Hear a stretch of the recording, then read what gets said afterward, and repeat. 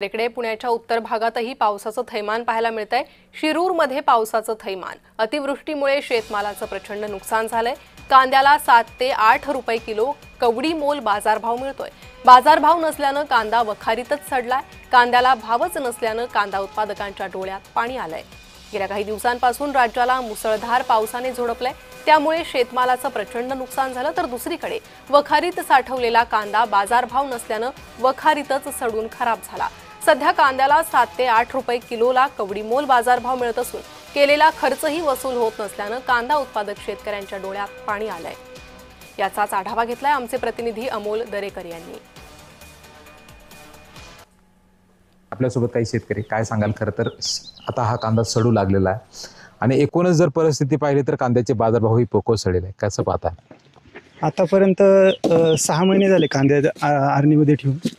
अक्षरशः कांदा पावसाच्या उघडझापीमुळे त्याला दम चढल्यामुळे कांदा भरण्याच्या स्थितीत नाही, परंतु कुठेतरी आम्हाला 2 रुपयाची आशा आहे म्हणून आम्ही जवळजवळ मजुरी घालूनच थोडक्यात निवडण्याचं काम चालू आहे।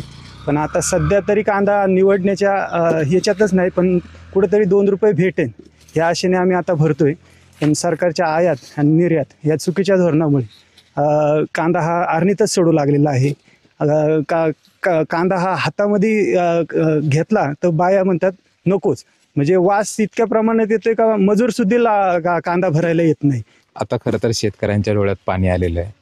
तुमच्या हातातला कांदा सडलाय आणि ज्या कांद्याभोवती खरं तर पूर्ण शेतकऱ्यांचं अर्थगणित असतं, कसं पाहता त्याच्याकडे? एकंदरीत ह्या कांद्यामध्ये काहीच पडताळता राहिलेली नाही, कारण याला जवळजवळ एकरी 60 ते 70 हजार रुपये खर्च येतोय। आज 350 पिशी लॉसमध्ये, तेव्हा सरकारच्या धोरणाने आम्ही इकडं लॉसमध्ये चाललेलो आहे। सरकारने याची निर्याती चालू करावा, काही धोरणांनी आम्हाला बाजारभाव कमीत कमी 25 रुपये मार्केट द्यायला पाहिजेत, नाहीतर त्या शेतकऱ्याला सरळ सांगायचं सरकारने का तुम्ही काही शेतीमध्ये माल करू नका, आम्ही तुम्हाला पोचवतो।